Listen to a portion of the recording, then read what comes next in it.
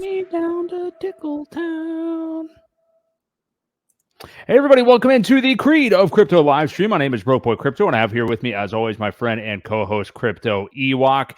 Welcome into the show. You can see by looking at the thumbnail tonight, we're talking about get to work. Should everybody be allowed to build on PulseChain? We're going to get into the specifics about that because there was a little bit of drama back and forth with some things that went on over the course of this past week. We have so many things to get to. We have some of this news from Matty Allen, actually, last night. That news to me, anyway. I don't know if it was to you, Ewok, but of this little case in South Carolina regarding Hex, which might be interesting to get into for a minute or two. Tons of bullish Ethereum news. We have the SEC dropping the investigation that they were running against Ethereum conveniently right before the ETF is going to actually launch. Just weird how that works out. Yeah. And a whole lot more. So welcome in everybody in the chat. We got our producer take a break with Jake. He's keeping the chat company. We appreciate it, man.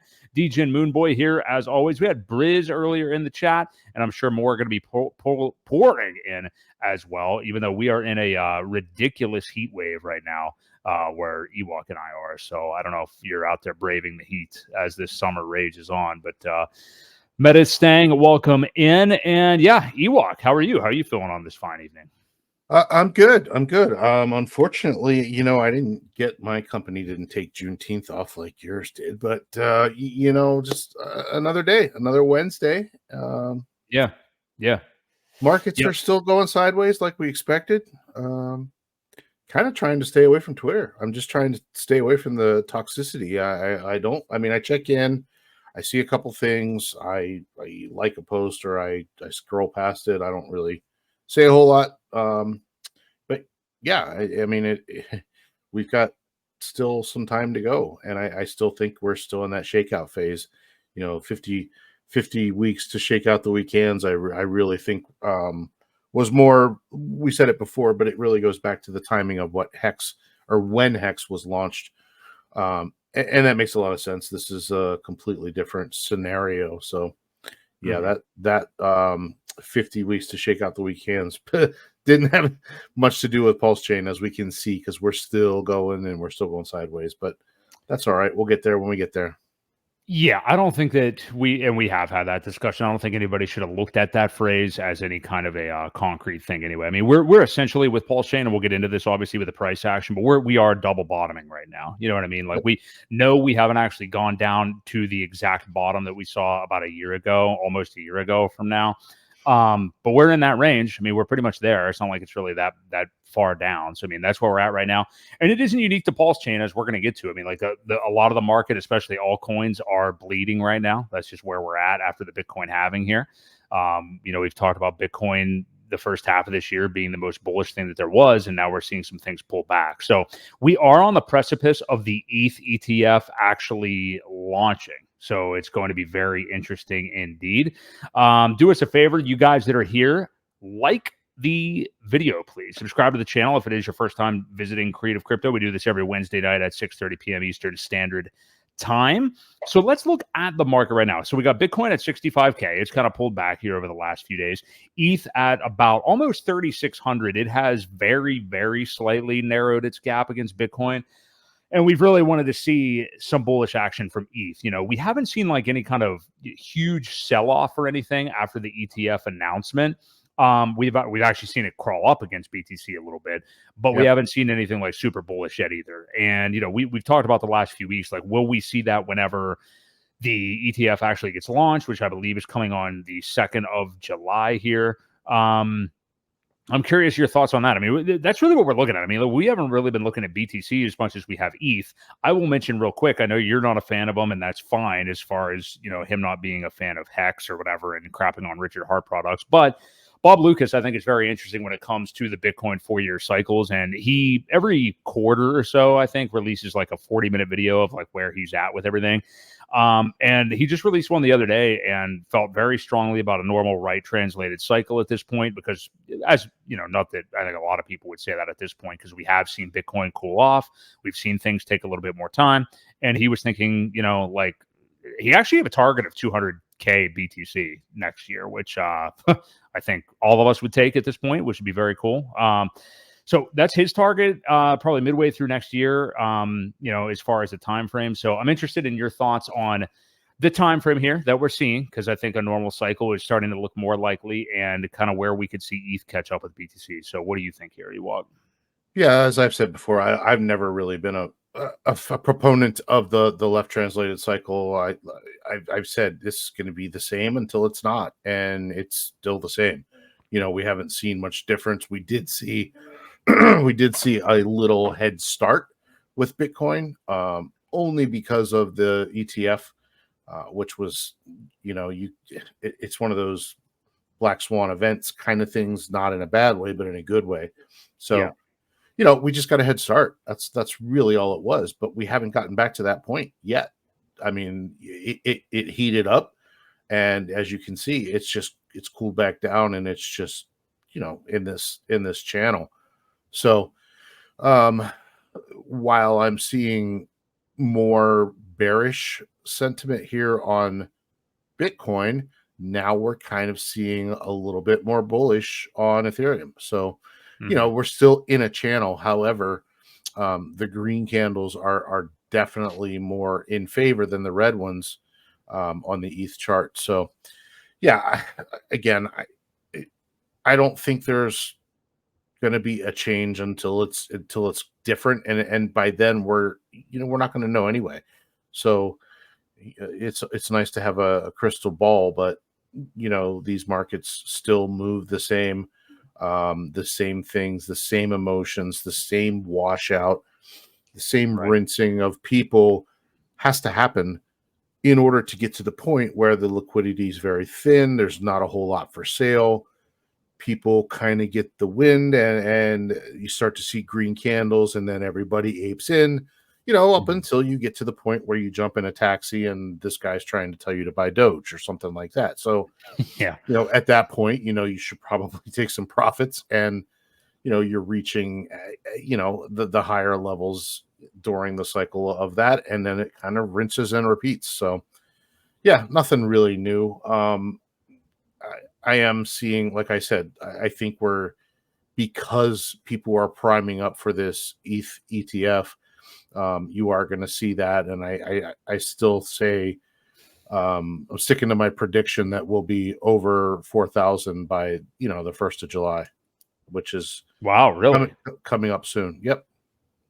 Wow. Okay. Well, that'd be interesting. I mean, to run up like that. Not that, it's been super close. I think it's actually been to 3,900 possibly a little bit earlier in this market. I mean, we know that the PulseChain SAC wallet bought around there. So May 27th, it hit 90 or 39.90, 39.75. Oh, okay. So it pretty much has hit 4,000 already. Okay. Just about. Yeah, so that's about a week and a half from now. So we will see. It would be very interesting to see that happen going into it, see where it trades right after the launch of the ETF. And continuing on, so that's a great point, because I was going to ask you that question about how do you think the price action for ETH is here as the ETF launches on July the 2nd. And also, and this is pretty much just like a huge signal to the market. And, you and I actually said this when this news came down. So it was only, I think, a month ago. It doesn't even feel like that we got this news that, the SEC is launching an investigation into Ethereum. And we had the tweets from Consensus and stuff like that. And we literally said right here on this show, like, oh, okay. I mean, this just reeks of like they are tanking the price of Ethereum so they can buy their bags because they know that something like an ETF is coming further down the line. Now, neither one of us thought that it was going to be approved this month or whenever that approval happened. We thought it was going to be like later this year. That didn't happen. So it makes this whole thing look even more fishy from the SEC, which, they're not strangers to doing fishy things, of course. Gary Gensler smells a lot like fish, and not in a good way. But this timeline was so quick. Like under a month since they launched an investigation, which I think was just total BS. I don't think that there was ever really any kind of an investigation. No. And then suddenly, they pull it like right before the ETF is about to go live. Like, just doesn't make sense. But thank you for pulling up that tweet from Consensus. They say Ethereum survives the SEC. Today, we're happy to announce a major win for Ethereum developers, technology providers, and industry participants. The enforcement division of the SEC has notified us that it's closing the investigation into Ethereum 2.0.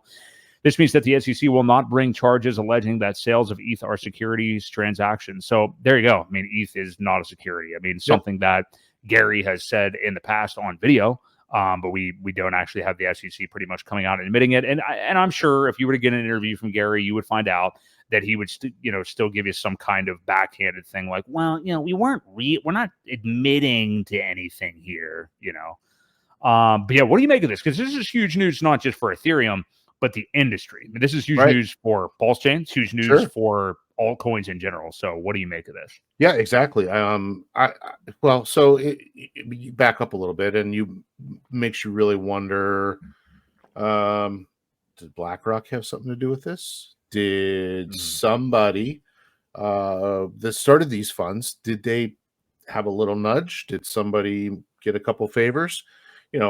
I'm not suggesting that there was any bribery going on, but I've seen it before, and we know how all this stuff plays out when there's big money involved, which there is clearly with the people that have started with the ETFs. There's 4 of them, I believe, that are approved on that day. Right. Practice. We talk about practice. Yeah. And yeah, it makes you wonder if there's really more to it. If they had a little coercing to say, come on, guys, you're going to do this anyway. Just do it now. Let's not drag our feet. Let's just get it done. So to your other point, it does make a good precedent case possibly for PulseChain because it's a clone of Ethereum. It's a fork of Ethereum 2.0.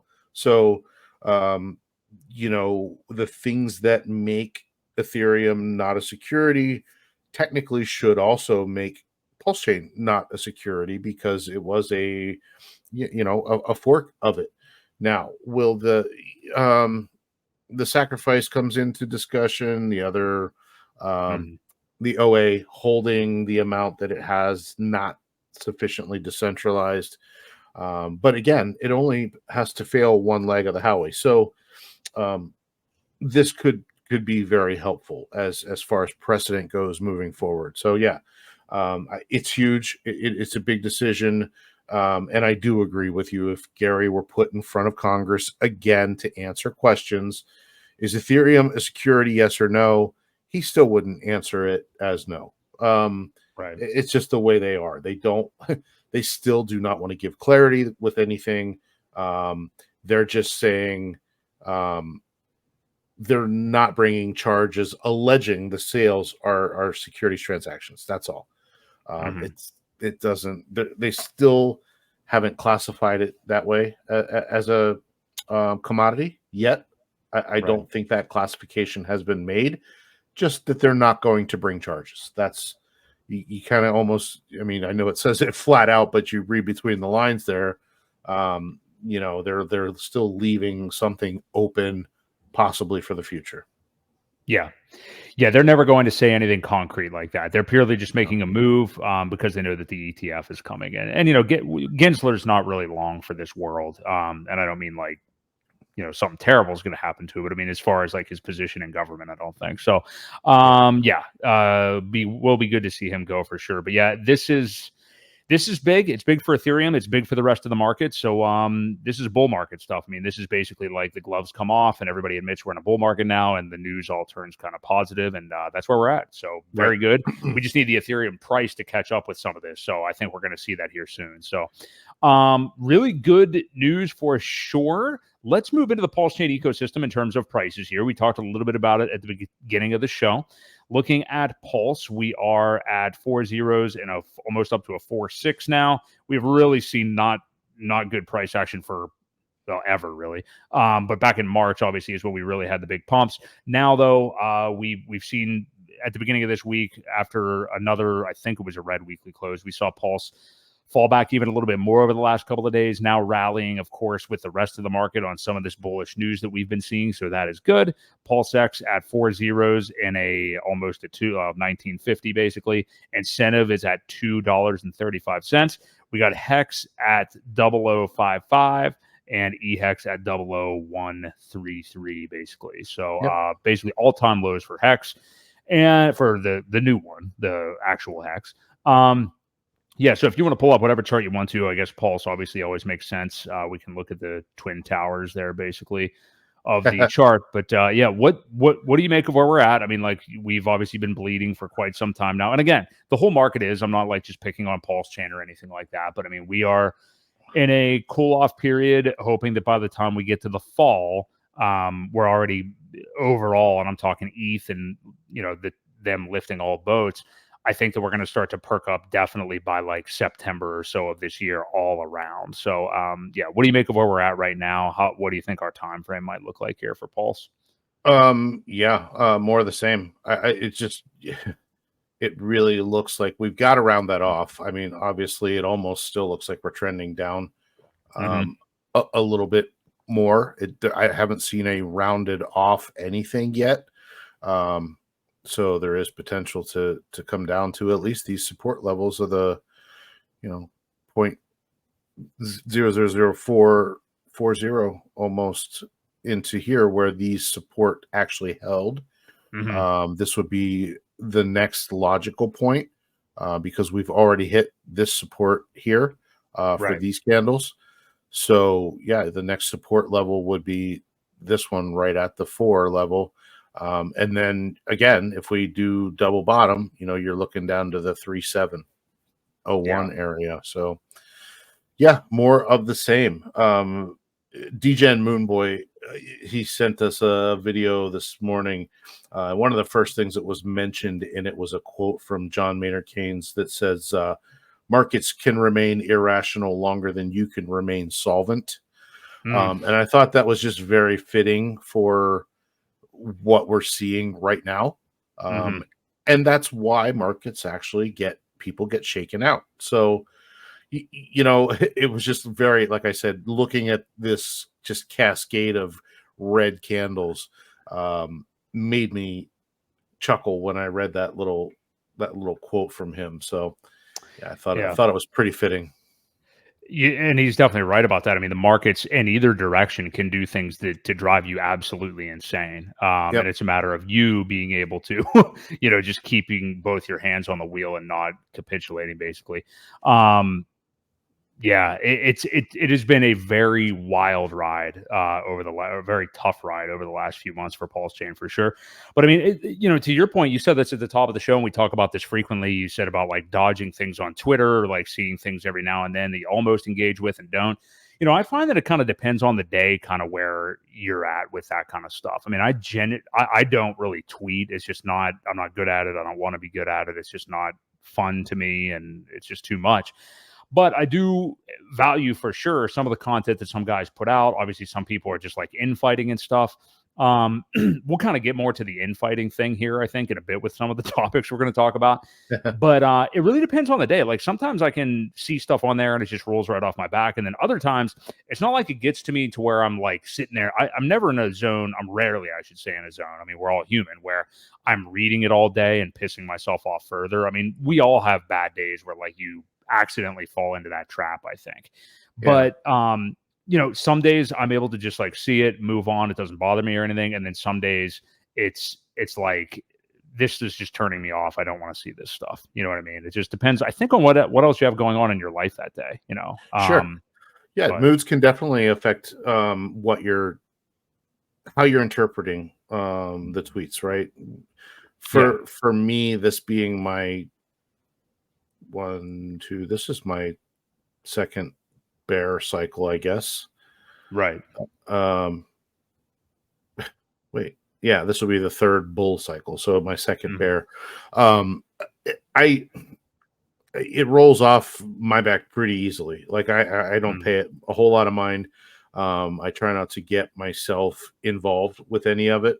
I'll read it and chuckle and think some of it's funny. And sometimes I message to you and be like, look at this bozo, and or whatever it may be, just some of the comments that we kind of chuckle about, but don't get involved. I mean, that's the best way to not let it bother you, because then what happens is then you get involved, then your name gets dragged through the mud, then they start throwing arrows at you, and that's obviously no fun. Community drama is right, Briz. There's always something, right? And I think Briz trying to start some with us the other day, letting us know what other people say about us on some other channels. You know, we yeah, we'll talk about that later. I think. No, I know, but make sure you use your ideas tonight, not somebody else's there. Yeah, I will do my best. Yeah. Okay. I'll make sure the proper people get credit. Yeah. Yeah. So, but yeah, again, you know, like I said, you gotta let this stuff just roll off and not let it bother you. Don't get involved, because then again, it just becomes something that is pointless, right? You're getting yourself into something that you just don't need, and it's not enjoyable for anybody. Yeah, you can get down a real bad rabbit hole real quick. Yeah. So I would say to try to stay off as much as you possibly can. Let's get into a couple other topics here. So yeah, definitely some more cleaning out for PulseChain here over the next couple of months. But you know, I'm hoping that we have seen the worst of it. I've hoped that many times in the past, and you never know. I mean, it's going to be a slow slog for not just PulseChain, but a lot of these altcoins getting out of this range, I think. So yeah, you know, for sure. Keep our head up, and yeah, if the market gets you down, just maybe don't pay attention to it too much for a couple of days and do something else, you know? Yep. Yeah, so if you're liking the stream so far, do us a favor, guys. Hit the like. We do this every Wednesday night at 6:30 p.m. Eastern Standard Time. Another piece of news from the SEC. This is crazy good news. So it's funny. Again, we talk about like being in a bull market now. All this news seems to come off a lot more positively. But the SEC head of Crypto Assets Enforcement Division stepped down. His name's David Hirsch. He'd been there for about a decade. And you know, when I first shared this with you and we were talking about it, you know, it's not like we keep tabs necessarily on who these people are and everything. We know who Gensler is, obviously, but as far as everybody within the commission and stuff, we don't know that. But looking further into this guy, you know, we were like, okay, I assume this is good news, but is it good news? Well, yeah, it definitely is, because he stated that he wanted to bring more and more legal action as much as possible. He literally said that. He said, like, well, one of my goals here was like to bring as much legal action as possible. It's like, dude, okay. Basically what we say all the time, throw all the shit you can at the wall and see what sticks. It's the same MO that Gensler has had. They literally said it. They just said, bring as many cases as you possibly can. You know, and hope you get lucky and win a few and see which ones fall through the cracks. But overall, it was a relatively abrupt exit, I guess, by this guy, David Hirsch. The SEC, the last I looked, had not commented on it yet, but this has to be a good thing. I think that we're maybe seeing the beginning of the end of some of this regime. You know, hopefully, of course, we're rooting for a non-democratic win in the fall here in the U.S. for the election. Not really anything political, just because it would be better for monetary systems of crypto. Yeah. Yep. So yeah, what do you make of this? Because I think this is another key point. We're seeing, you know, the SEC just lose everywhere left and right. We're seeing David Hirsch step down here, which is fantastic. Yeah. What does this lead you to? And what do you think we could see with the SEC over the next 12 months or so? Well, I just find it odd that they still haven't addressed it. And this was as of what, yesterday or day before, I think Monday, a couple of days ago. Yeah. So I haven't seen any,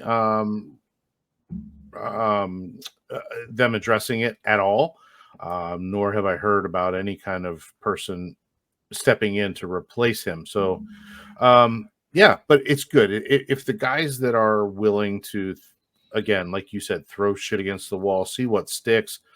That just means they're going after as many things as they can, hoping on a ratio of some sort to be winners. And obviously they've not had a great track record here with their last ones and winning. So maybe somebody got tired of that and said, you're making us look bad.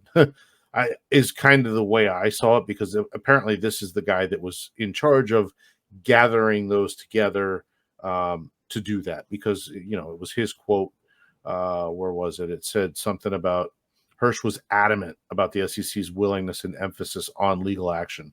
So they had seemingly made good on that expectation with an increased focus on enforcement action. So, I mean, that was pretty much what he was in charge of. So maybe they thought, well, this may not be the route we need to go down. We're not that they're trying to make friends, but I think the perception of them actually trying to protect the people is not being met or made, you know, so I think they kind of have to switch their optics a little bit to at least make people think that they do have our best interests in mind, and clearly they don't, because the people they've gone after, they're not helping anybody at this point. So a lot of these lawsuits you end up seeing where they take a portion of what was meant to go back to the people that suffered. That's the big thing. A lot of these, you're taking these major fines, and that comes out of reparations that are designed to go back to the holders that lost money. Well, when they take that fine out of there, that's less that the people are actually getting back, the ones that got hurt. It just shows that they really don't have the people's best interests at heart. So I'm glad to see him gone. Hopefully we don't get something worse. We have to kind of keep hoping for that, but well, I'm checking his name as you're speaking because I wanted to see if there were any further developments. And there are, actually. This actually happened like later on Monday, and this is very funny. So he instantly left, and this was probably the plan all along, and joined something called Pump.fun, which is a crypto entity. Launch a coin that is instantly tradable for under $2 in one click at Pump.fun. They have 98,000 followers. I'm not joking here. It's an actual news release. It's confirmed by Binance News. I saw too. They said, after our most recent announcement, we've gotten numerous inquiries about. Oh, wait, no, that's not the right one. Where the hell? Yeah, we are excited to announce our new head of trading, David Hirsch. After months of conversations with some other person, David came to the realization that his work as a regulator was no longer fulfilling, and he had to start a new chapter. And what's better than doing the very thing you love? Believe it or not, but David has launched over 100 coins himself. I don't know what the hell is going on, because then they say he usually cheats right after I don't know what they're talking about. That's got to be a different person. I don't know. No, it's definitely not a different person. They're like right here, Binance News. Former SEC official David Hirsch joins Pump.fun as a trading director. It's definitely not a different person. And I don't think it's a joke either. So I wonder if he was planted as an insider or something. I don't know. I don't know. I just kind of stumbled across this as we're speaking. I'm trying to see if there's anything about I found former SEC official. Okay, here's Cointelegraph. David Hirsch saying he's not joining Pump.fun. Yep. I don't know. Yeah. I don't know. Rumors have been circulating that the recently retired SEC veteran is taking on a private role. David Hirsch was served as yada yada yada. In a message to Cointelegraph, the recently retired veteran confirmed claims associating him with claim is false. I have not announced my next role, but it is not with a meme coin platform. Then it goes on to say, here, let me just share this well, that way we can all see it here. I accidentally stopped sharing, so I had to reshare. We don't have to go too deep into this, but but it just says apparently it's not true. The next thing says misinformation or epic troll. June 19th, rumors began circulating. Post began by congratulating Hirsch on his new role. After months conversation, David came to this is what you read. Yeah. And then it says the rumors led Binance team to congratulate Hirsch. That's what I saw there. Wow. And they left the tweet's still up from Pump.fun, so that's kind of funny. Yeah, interesting. Yeah. Well, he claims it's not true. They haven't taken it down, so it's probably not true. Something to keep an eye on. Anyway, pretty funny. No biggie. Pretty funny. So we'll see what comes of that and who does replace him with the SEC. If we even end up paying attention to that piece of news, maybe it won't matter because the SEC will just kind of be an afterthought. I mean, they're already kind of becoming one anyway. So right. Yeah, interesting to see another domino fall though, for sure, from the SEC. For sure. So let's see where to go from here because we got so much stuff. I tell you what, I want to do this so we make sure we get into like what the main course was of the show. And that is, Richard Hart yet again, and he's been on this mission for quite some time when it comes to PulseChain, talked about it as well with Hex and things like that, always saying the phrase, like, I don't work for you. He's commissioned these products, but he doesn't, do everything or work for any of the investors, obviously. But, recently he tweeted about it, talking about like, people need to go build on PulseChain. And, you know, we a couple of weeks ago, we were talking about, he was referencing like having good SEO for PulseChain and that people can get to work on that. Just different things that he floats in his tweets. But he implored people over the last week to do their own work. It's your chain, blah, blah, blah. No expectations from him. So it's interesting because then not far after that, we see, not that this is building on PulseChain necessarily, but the Dex Screener gets updated for PulseChain. So Too Spooky, he of course Tang Gang fame. I don't know if it was I think it was just him. Updated the Dex Screener listing for PulseChain, referred to it as Pulp Chain throughout the description. I will say the actual description outside of that, I thought was actually really, really good. Like they were calling it Pulp Chain, but I mean, I thought it was really well written and hit on like a bunch of good points about PulseChain actually. So I did think that was really, really good. It had an orange splash thing over the Pulse logo, which was pretty funny. I thought we're probably going to argue about this, but also other tokens. So yeah, Too Spooky basically paid out of pocket to update this on his own. I think if you look, it's only like $300 or $400 to like update a token. Yeah, on it. I mean, it's kind of like Wikipedia. I mean, I guess that's free, but I mean, yeah, you just pay a fee on there and you can update it however you want to. You know, some hardcore OGs and stuff like that thought that it was like disgraceful and distasteful and horrible and pearl clutching and all that. Some people thought it was pretty funny. I did think it was kind of funny. I mean, after all, I guess to me, it's like, it's just a Dex Screener listing. It wasn't like, you know, anything on the actual chain. But then it all got swapped back. I don't know if you even saw this, but like a day later, I think somebody went in and erased all that stuff, overrode everything, I guess, that Too Spooky did, wrote a pretty porous description. Somebody commented that it looked like it was written by AI, and I thought the exact same thing. Linked a bunch of stuff that hasn't been active for like 2 years, linked some Twitter account that isn't even like, you know, active or anything like that. You know, this whole thing is not as big of a deal as I think some people are making it out to be. But I did at least find what Too Spooky did to be better than, you know, what the status quo is, which is kind of just bland and boring and doesn't have a lot of live things going on. So what did you make of it? I know you weren't really a fan of, you know, calling it Pulp Chain and stuff like that, but I did think the description he wrote was really, really good. So I don't know. What do you make of this whole thing? So my thoughts were that I agree with you. The description was fine had he just left PulseChain in there or whatever. Update it to, you know, the real name. It doesn't look good. It's just bad optics, I thought. I'm surprised that it hadn't been done, and I think more people didn't even realize that you could do that. Maybe they did, but you know, he's created enough tokens on there that they've probably found it along the way or whatever, and done it for others. But it's kind of worrisome though that anybody can go in and just change it for $300.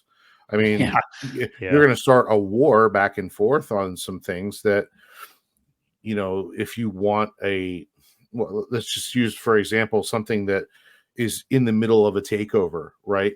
And you're changing the links to websites. Whose do you use? Well, no, you're going to use ours. Well, no, we're going to change it back. So, I mean, this kind of, it seems like it could go on and on forever, I think. You know, there were rumors also, we'll get to something else too that was kind of along those lines, but several of the tokens on PulseX were pointing to Go Pulse, that exchange rather than the PulseX chain. The reason I had heard for that was because of the IPFS links. If you point to that link and it changes, then it becomes a non-working link. And obviously you don't want a non-working link in your description of the coin. So you're going to send it somewhere that's stable and not going to change. So anyway, I kind of get that, whatever. Yeah, I was not a fan of Pulp Chain or the little orange splash or anything like that. You know, if you're going to update it right. We're at the point now where we're trying to get outside eyes. We're trying to get adoption. We're trying to get more people on this chain. Some people are going to look at it as that's funny, or what does the orange mean? Yeah, maybe they'll look into it and then they'll, you know, go that way. who knows? I wasn't a huge fan. I mean, it was kind of funny, but more seriously, I don't want to say it does more damage, but it just didn't look good. That's all. I mean, I'm not overly concerned. I'm not losing sleep over it, and it just didn't look good. Was my opinion. I think the bigger point that you just made isn't so much like that this happened or didn't happen or whatever. It's like the Dex Screener thing. Like that anybody can just do this, go back and forth like that. Yeah, I think it shows more Dex Screeners like they're highly incentivized now that we're in a bull market and stuff like that to collect fees of people doing that. I mean, imagine like all these meme tokens and stuff like that launching and like different people just going in to edit it and paying that fee. They're not going to give a shit. I mean, why not? So to me, it's even more of a non-issue because of that function itself. You know what I mean? Like yep. if Dex Screener is just that easy to edit and anybody could, it's like Wikipedia. It's like everybody used to roll their eyes. You'd be back in college or whatever, and you'd use Wikipedia to help write an article or something like that. Now, of course, we just have AI. But I mean, people would say like, "Oh, what'd you do? Go on Wikipedia and like criticize it and stuff like that." Well, I mean, Dex Screener may just carry the same sentiment kind of with it if that's what you can do. You know what I mean? So to me, it's just Dex Screener. Like it's not that big of a deal. I found it funny. I thought it was in pretty good taste. I thought it was funny. I'm with you. I would have rather just like kept it with PulseChain because he really did write a good description. I like that. Right, and that's what got it taken down, I think, because it said PulseChain. Somebody could have just replaced those descriptions with PulseChain, and it would have been perfectly fine. Yeah. What I find funny about this comment that you just put up is like, look at the things that Richard Hart has done over the last couple of years. Like, I am going to say this, and I'm sorry, I completely agree with Too Spooky and anybody that has said this from the Tang Gang. Like, all this stuff about like these guys just need to grow up. Like, what are you doing out here? Like, look at what Richard Hart has done over the last couple of years. Like, and I know like some of it was purposeful, like some of the posing and the Red Bull can and all this stuff. And it's funny, and I didn't mind really Richard Hart doing that stuff either. So, I mean, I don't know if functional crypto is being serious about that, but some of the people that are like, to me, it's just like, I don't know how you can clutch your pearls at this and, be okay for some certain things that Richard Hart's done over the last couple of years. So I'm okay with both. I'm just saying that. But yeah, anyway. Yeah. I don't know if you have any other thoughts on that. Again, my point was, and Briz just said it too. I'm not losing sleep over it. It's not something I got worked up about. I just, I had an opinion. I didn't think it was the best move that could have been made. But I wasn't up in arms about it or anything like that. So yeah, that's it. I will say this, and this is something I really feel good about. Like this battle, whatever you want to call it, between like Tang Gang guys, Atropa guys, Hex OGs that want nothing to do with any of this and think it all looks bad for the chain and blah blah blah. I think that this is fantastic. Like all of this stuff, like Corey Costa the other day, and I'm not calling him out. I'm just stating it because he tweeted it. That's all. But he talked about like, we need unity and all these things. I don't think that really matters. I mean, like, yeah, I understand you don't want to see people fighting and stuff like that, and you want to have like somewhat of a unified message. But like, look, like it is an absolute dumpster fire out there, like for attention, like on Twitter and YouTube and stuff like that. We have PulseChain is the most dedicated like streamers, tweeters, content creators, like more than any other chain out there. And I think like the more vibrant, whatever you want to call it, trailer park trash-ish, whatever you want to say, the community is, and there's more stuff like that out there, and people see all these things going on and all this attention around it. The thing that you don't want is no one talking about you. Right. That's what happens to like, who cares about like Polygon Matic and Polkadot and stuff like that? I have no idea about anything going on with those chains whatsoever, Now, and Solana at least like had a season and people were building on it because it was kind of just like the de facto, kind of contrarian play from last cycle. But I mean, like, there's not really a lot out there that's getting a lot of attention, like more than what PulseChain's getting, and people are going to see that stuff. Right. And that leads me back to, what Richard Hart was doing and how many people were saying that he was a scammer, but it was still getting the word out there, right? People were talking about it, whether it was good, bad, or anything. There's still free publicity, no matter how you look at it. As long as people aren't getting out of hand, I completely agree with you. You almost need that type of engagement back and forth, because if everybody was getting along and kumbaya and this and that, people, it's not exciting. It isn't. It is So you it's not almost do need that. Unfortunately, I mean, that's just the world we live in.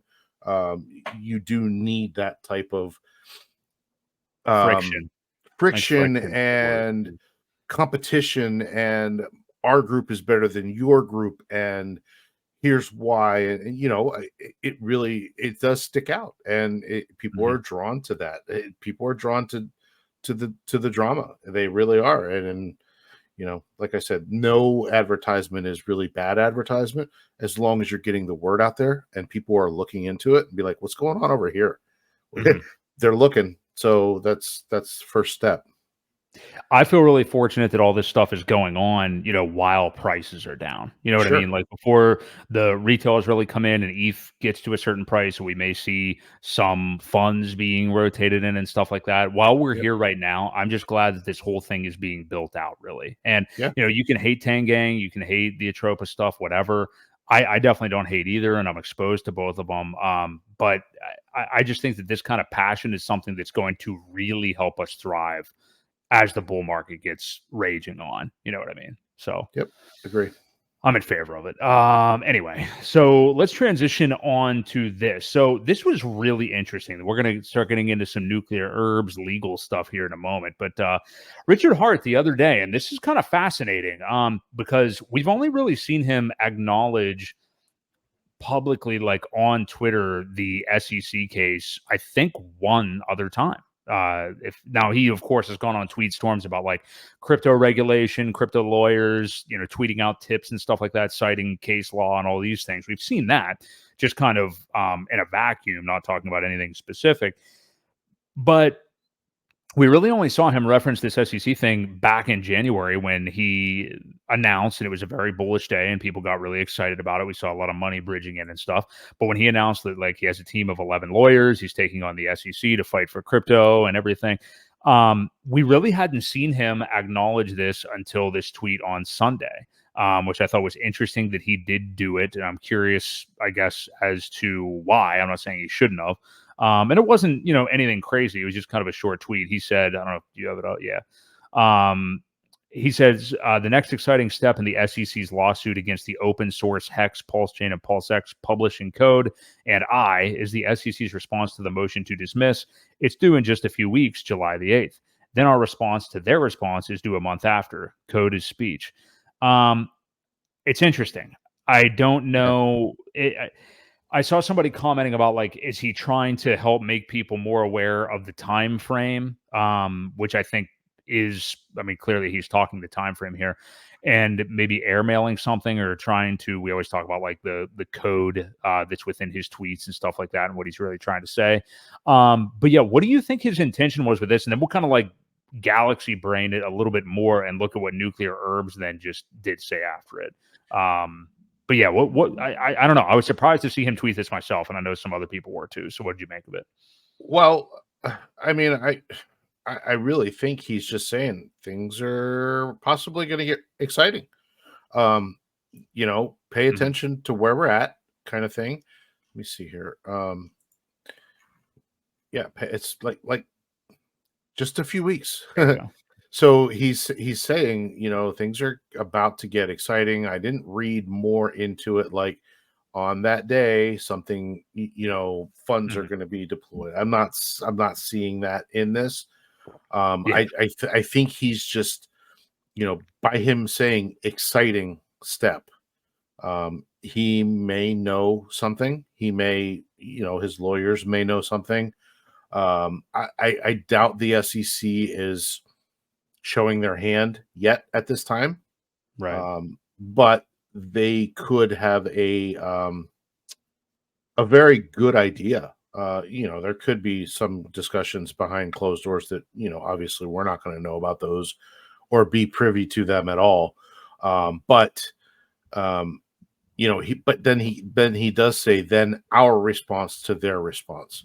So Oh, um, go ahead. I think he's just trying to remind people that this isn't going to last forever. We're getting close to that date. Things are about to get exciting. Depending on what they say, will depend on what we say. So, yeah, I think it's just a reminder. And he's probably excited to get this over with too. I think, just not knowing Richard, but knowing his behaviors kind of, I think he's probably like a little school kid that's like, all right, let's get this going. Right. It's been long enough. We're just wasting time now. The market's about to get exciting. Let's get this over with if we can. So I think that's kind of what he was getting at, just to kind of point people in a direction to be like, hey, keep an eye out. This could get pretty good. That's all. Yeah, I'm sure he's trying to airmail, like when something's going to happen positively coming up soon. It's just, I did find it intriguing for him to directly say it. So let's take a look. We'll kind of just skim through Nuclear Herb's reaction to that, because I was really interested, again, because some people were kind of confounded at RH, again, because he hasn't really talked about it directly too much, why he did it. So Herb said, I'll have something on the PulseChain Law School probably on July 10th explaining whatever BS the SEC puts in their response brief. This is to the motion to dismiss, of course.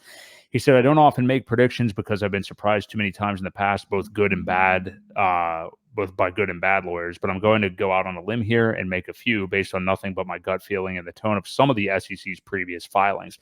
I'm interested to see how they defend their complete and utter failure to plead fraud properly in accordance with the federal rules of civil procedure, because they really can't. A lack of facts will do that. I expect some half-assed Weasley nonsense because they know they can't ever prove fraud, but they don't want to agree to dismiss that claim. They'd rather let the judge toss it later to save face. Remember, the SEC gets the benefit of the doubt at the motion to dismiss stage, meaning that if there's any reasonable way to construe the complaint as though the SEC didn't royally F up, the judge has to give them the point for now. It means nothing for the rest of the case. It's just a procedural thing at this stage. I also predict they'll spend almost zero time on RH's freedom of speech argument. Why? Because they don't consider it a viable legal theory. Why? Because there's no real court precedent for it. So rather than spend a lot of time arguing it, which might be seen as giving it credibility, that's a good point, they'll briefly address it in a dismissive and arrogant manner, like they're annoyed they even have to discuss it at all. It would be cool if RH could get some interesting precedent here, wouldn't it? Regardless, the SEC's biggest hurdle, and the one they absolutely have to clear in order to move on, is the personal jurisdiction over Richard. That's the main thing Herbs has talked about all along. This is where they'll spend most of their brief, and it wouldn't surprise me one bit if they try to introduce things outside the pleadings, which is not allowed, but it may be the only shot they have since their complaint does a shit job on the issue. Curious to see how this plays out, and whether any of the above come true, we'll know in a few weeks. So I do love the fact that Herbs is talking about the personal jurisdiction still just being the huge, the big sticking point. It's like, it's why, this potentially being dismissed is at least a conversation rather than an eye roll theory. I mean, has always been a stretch. So, what do you make of the reaction of Herbs here to RH's tweet, though? Just a smart dude. He, again, these are just all his predictions from his experience. So I do agree with the one thing that he said was the freedom of speech thing. They don't want to address it because they don't want to give it credibility, because they know if they do, it could be kind of construed back against them later. And when you really dig down into this stuff, it is freedom of speech. Speech is, blockchains are speech, essentially. They're transmissions that are permanently recorded on the blockchain, and you should have freedom to transact. So in turn, it does become speech. It does become that. They don't want to go down that road, I don't think. So yeah, they're not going to do it. And again, this jurisdiction thing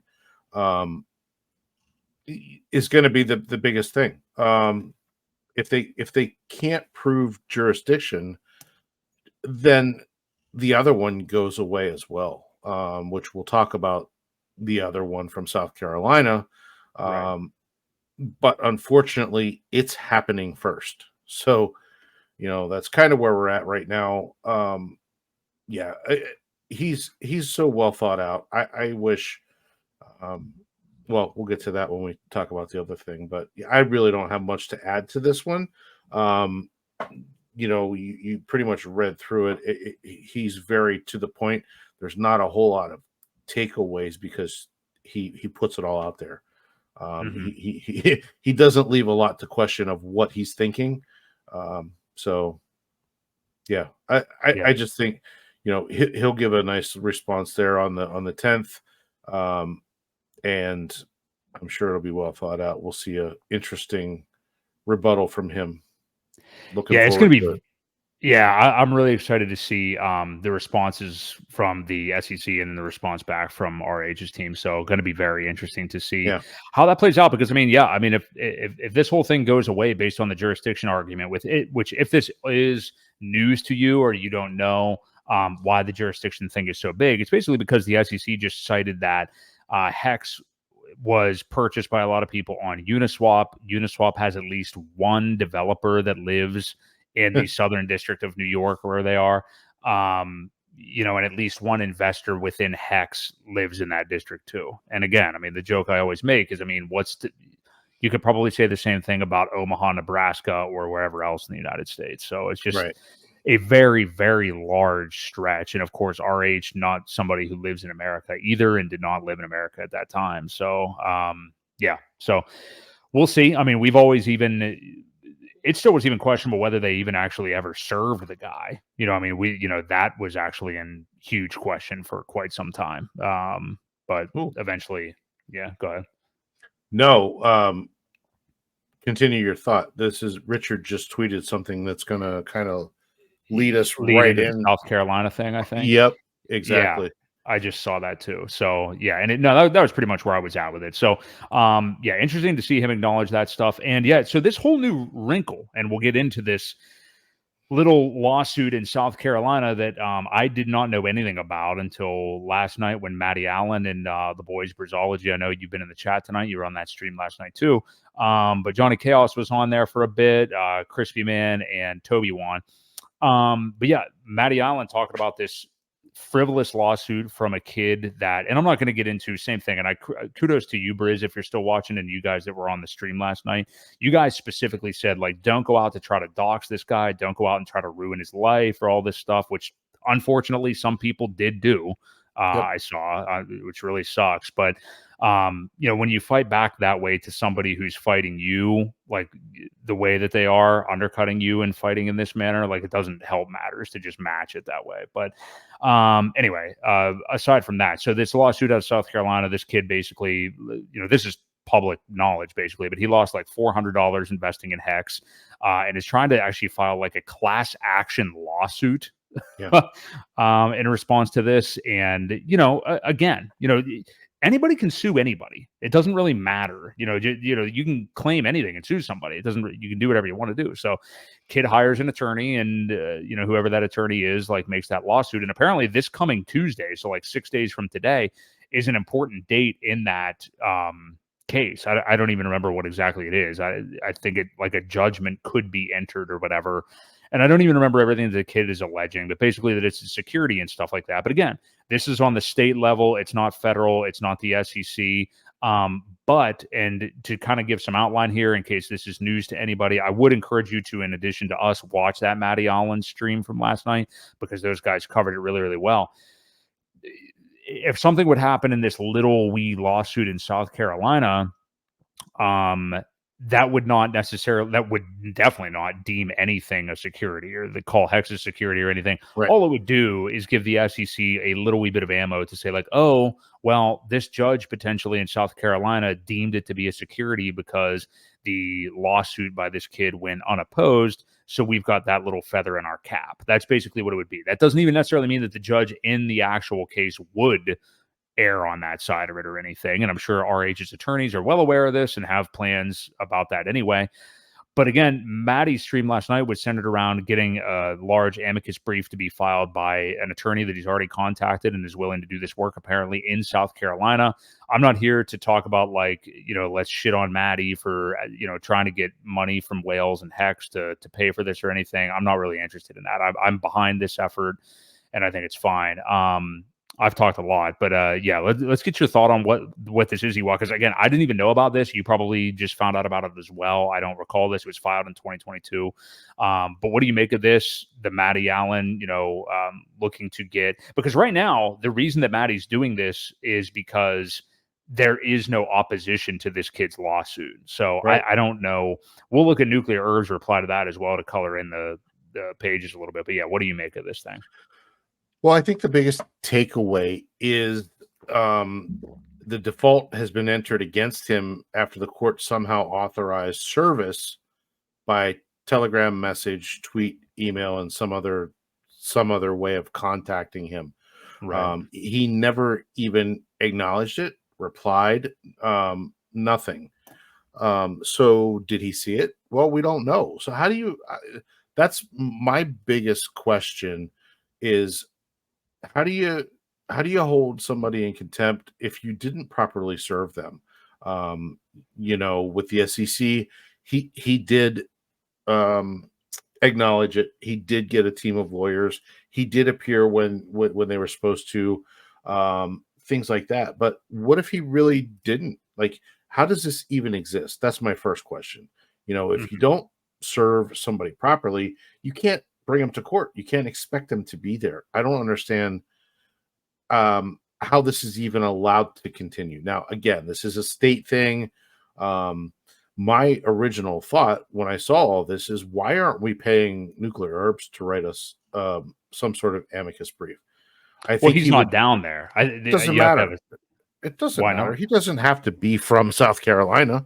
Well, true, I guess. He's a lawyer. Lawyers can operate in any state they want.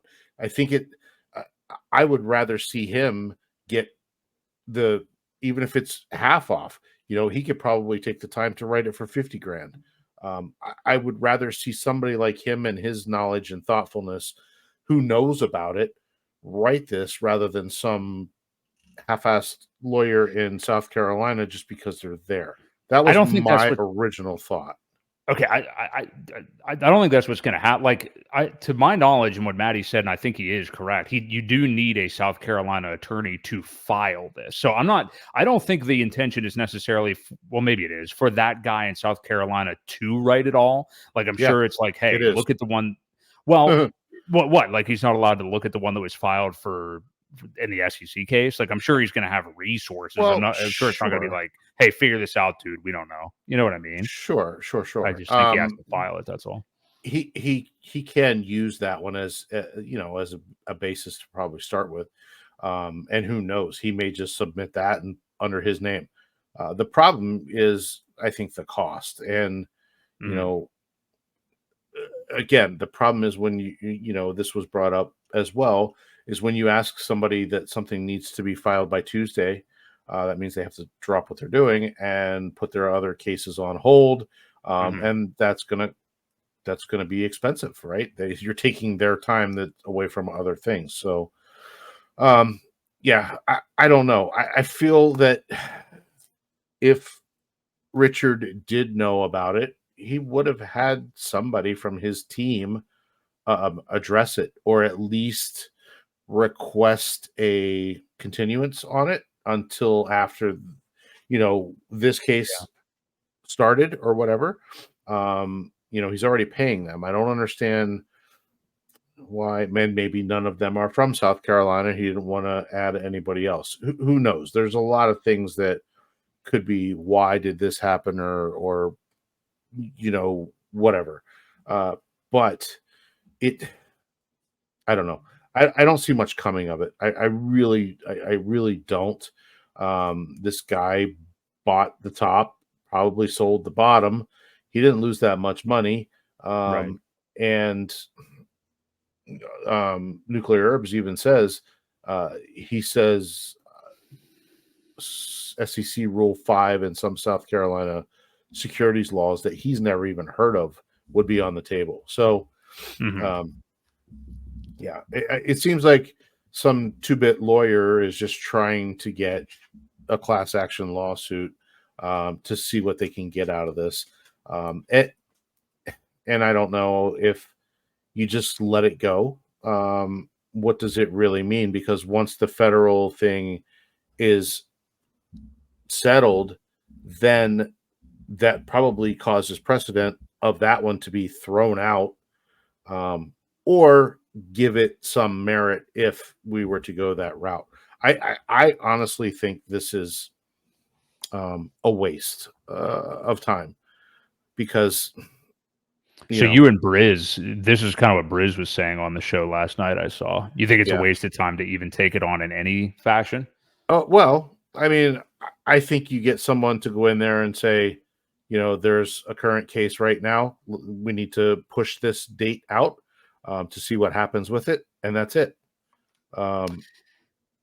I don't think anybody's going to do that. I don't know that that's. I mean, because at that point you're talking about employing an attorney, basically. Which let me just real quick. I want to read this part from Nuclear Herbs on this little case because I think that this gives some good detail. He said Richard has not appeared in the case. Default has been entered against him after the court somehow authorized service by Telegram message, like you said, which that just does not add up at all to me. Right. Tweet, email, and some other dumb stuff. Since I've never talked to Richard, I have no idea why he didn't respond, but I can guess that if you had to pick one of the two cases to defend, it would be the one filed by the SEC and not some hot dog vendor in a Lowe's parking lot. It's conceivable that appearing there also, and this is what I was thinking, it's conceivable that appearing there might also create issues with RH's personal jurisdiction argument in New York, but you'd have to ask his legal team about that. So, yeah, I mean, I'm sure they're aware of this. Like, there's no way his current attorneys are not aware of this. And if that could put him in more, not danger, obviously. If that could put any more danger into the SEC case, then why even acknowledge that one? You know what I mean? But he did say there is a real danger in having that court issue a declaratory judgment that it hexes the security because if you've been to PulseChain Law School, you know that nothing this South Carolina judge is binding in the New York case, but we know that the SEC has conveniently left out important facts in recent cases. So do we trust the SEC to be honest this time around? Definitely not. There's a hearing approaching fast to whether to certify the case as a class action. Since there is no opposition to that motion, it will very well may be granted. The danger is that the court also considers the issue of whether hexes is security, which again at this point is uncontested by anyone. And that's why Maddie's wanting this amicus brief to be put in anyway. So, sure. I mean, I think that I see no issue with Maddie trying to coordinate this. He also is asking for whales to do it. If they come up with the money, okay. Yeah, that amount of money seems kind of asinine, I would say. But again, like you mentioned earlier, I mean, like if they're this South Carolina guy and you're just like, hey, you've got a week to figure this out and we need you to do this. And, he has other plans. He's not even trying to deal with this thing. So I agree with what Maddie said last night. I mean, I think it's pretty much only upside, I think that this is good that he's coordinating this. You know what I mean? Yeah. And I know people have gotten upset with Maddie about like, oh, this Maddie token and stuff like that. I don't look at this as some kind of like. This has nothing to do with Maddie token at all. No, it doesn't at all. But I mean, people are linking it like, oh, there's Maddie asking for money again. Right. I'm just saying what other people are saying. To me, I'm fully behind this effort, and I think that I would put time into this to at least have something there that Richard's not even in control of. Like, and I think he may be acknowledging that here tonight. I'm not sure, but so let's go to that. Let's go to that tweet. Yeah. Yeah, as you guys were mentioning in the chat, RH tweeting a bit here. Yeah, and Briz, I think one of them. And so Richard just said, some people matter a lot more than others. There's guys out there that take personal risk in order to make the world a better place. They put their face and their name on things. Some hexicans really keep their eye on the ball, throw conferences, stream all the time, sue evil. And then he says, shout out to the unsung heroes. So that's definitely, a shout out to Maddie, even if it was just throw conferences. But this is a very nice compliment to what he's doing. Obviously I can't donate to it. I don't, everybody's at the bottom right now.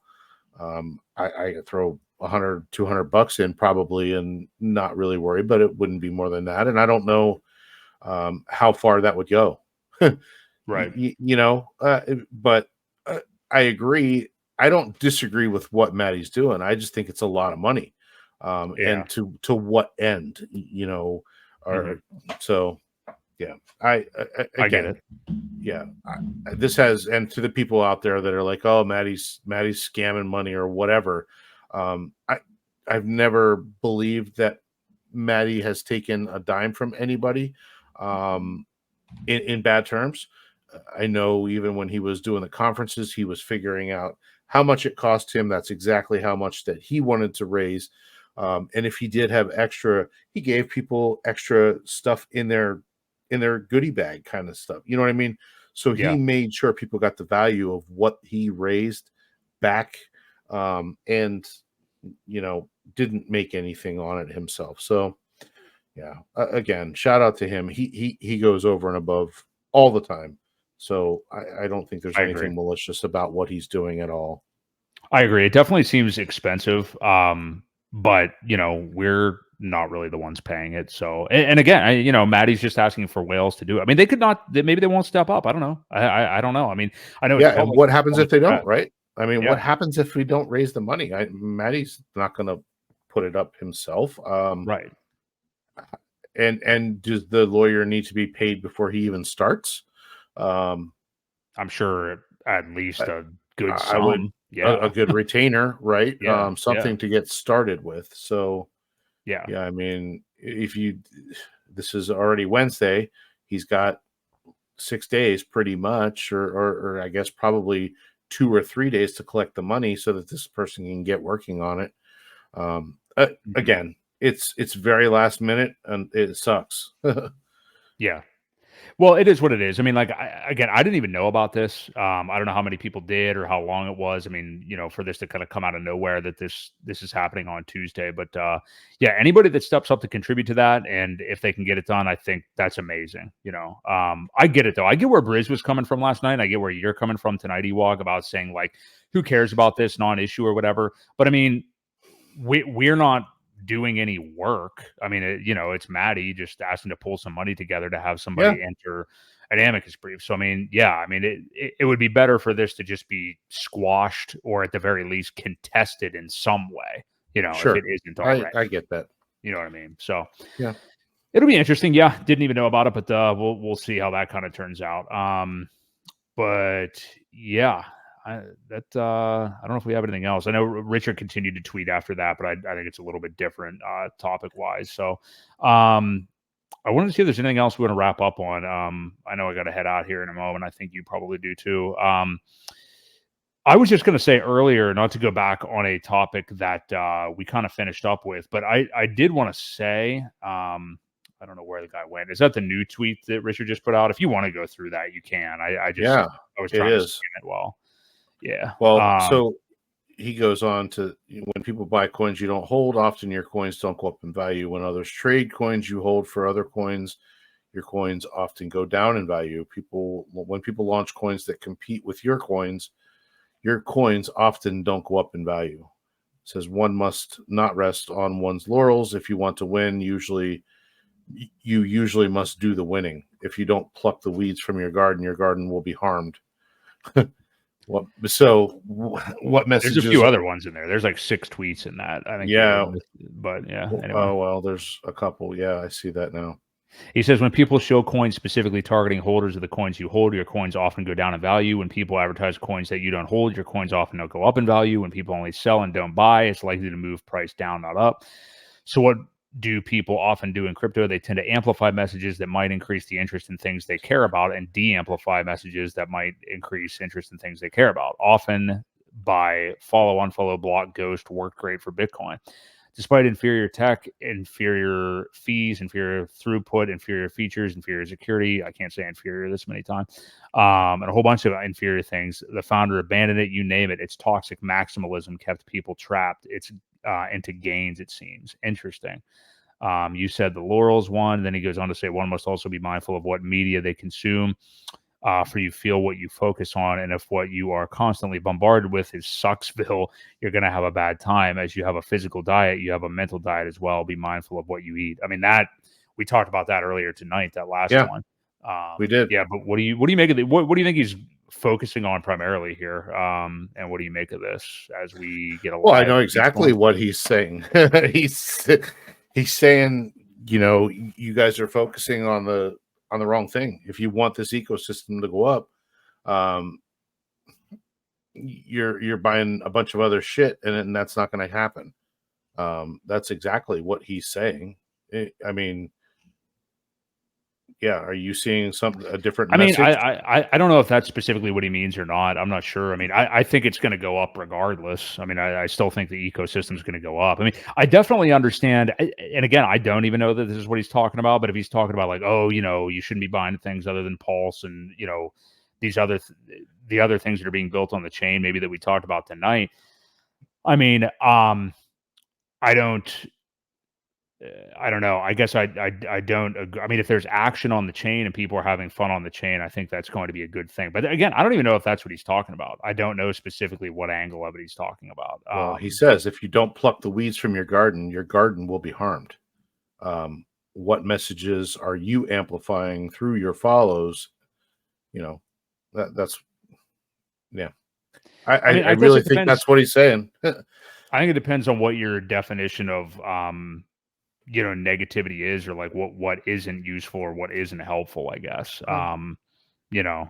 I don't know. I mean, I'm not going to sit here and act like I know specifically what he's talking about. So I don't know. And I'm reacting live, so I don't know. Well, yeah, and I know that Richard's never been a huge fan of meme coins. Right. Yeah. So that's kind of where we're at, right? Everybody is creating meme coins left and right. How many of these do we really need?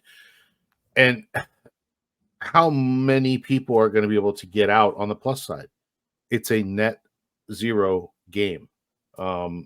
If one person cashes out, that means 15 people probably lost because there isn't a whole lot of liquidity, right? So it's, you can place your one-sided liquidity game all you want, but in the long run, people are going to probably get hurt from it.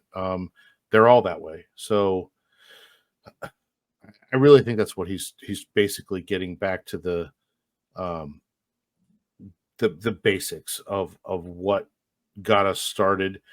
When it was just one token, obviously when it was Hex, it was easy, right? We got one token to focus on, one token to buy. We can put a lot of energy into this and have exponential results. Now you've got a whole network and you kind of got to let it grow.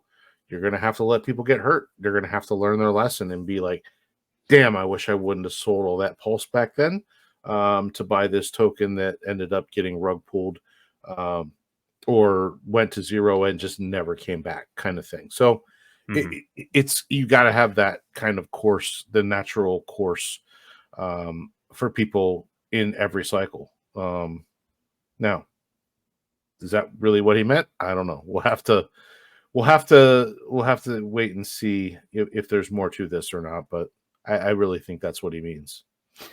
He may mean it, but I mean, like, he has to be careful. Again, there's a market. There's a market. I mean, if the market's markets tend to become efficient. Exactly. Yeah. Memes look like the efficiency right now. I don't know. I get it. I mean, I know the guy's never going to be into meme coins. I totally understand that. Why should he be? He shouldn't be. That's not what he, and really at the end of the day, I don't know how many of us are like, oh yeah, that's what I identify with. And that's like my entire being is these memes or whatever, you know what I mean? But it does attract eyeballs. It does attract people in. And, if anybody out there, like, their whole portfolio is consumed by meme coins and nothing else. I mean, yeah, I don't know that you're going to have the greatest time. I mean, you could certainly do well with that based on hitting on a couple, but Richard Hart's not going to be somebody who like comes around to meme coins, and the meme coins aren't going to go away. So, yeah. Anyway. Yeah. Exactly, DJ Moonboy. Yeah, interesting. I don't know. I'll have to react to that more. Honestly, it's live and I'm just kind of taking it in right now, but I'm I'm not sure what he's specifically referring to, but people are going to buy memes. I don't think he's going to be able to stop that. So, no, and I don't think he intends to. It's interesting. He doesn't allow replies to this one either. Yeah, he didn't on any of the tweets tonight, I don't think, actually. So, yeah. All right. So I think that's going to pretty much wrap us up. We got to a lot of different stuff tonight. Might be a couple things we can carry over to next week. But yeah, as far as crypto right now, I mean, we're still in this pullback probably for a couple of months. We're waiting to see if in the fall maybe we get some more bullish price action. But the big, all eyes really on Ethereum right now. A lot of bullish news over the last couple of nights. We got the ETF, going live by the beginning of July. So yeah, a lot of things on the horizon, lots of things to be excited about, even if we are in just a cool off period right now. So, I got one last thought, and I don't know if you saw it or not. There was a tweet out there from somebody who said they found a transaction or a set of transactions that was sent to Tornado Cash from the Sacrifice wallet, but it looks like they did a big circle and came right back to the Sacrifice wallet. It was almost like it was like bait for like $30 million. It ended up going through Tornado Cash and coming right back. It was almost like they baited them into it to the SEC. So I thought that was interesting too. Maybe we can dive into that one a little bit more next week. But I'd have to look into it a little bit more. I did see somebody tweeting about it, but I didn't see the end result was that it just came back. So that is interesting. Yeah, exactly. Hex girl. Meme coins keep us entertained until Pulse goes up. I mean, meme coin. Maybe with the time frame for Pulse right now, but I mean, across the industry, like meme coins do get people excited. It's just which ones are actually going to catch on and which ones aren't. I mean, again, I would never advocate like you should have this should be the core part of your portfolio. You should have a meme portfolio. That's more of like a whatever B Roots talks about and stuff like that. That's his specialty, you know. But in terms of do they have value? I mean, yeah, people are valuing them, you know. So obviously, I want to have my main investments are always going to be Pulse X, Hex, stuff like that. So, you know. Anyway, I think that's going to wrap us up. We will be here next week, same time, same channel, Wednesday, 6:30 p.m. Eastern Standard Time. So we appreciate all you guys being here. Hex Girl, DJ Moonboy, Briz, thanks for being here the whole time, man. Acid Thunder, CI, I don't know, Mr. Chinks. Oh yeah, we had Philly back in here again. So thanks a lot. Producer Jake, thank you for producing the show. We appreciate it as always, and we will catch you guys next week. This has been Boi Crypto for Crypto Ewok right here on the Creed of Crypto live stream. See you guys.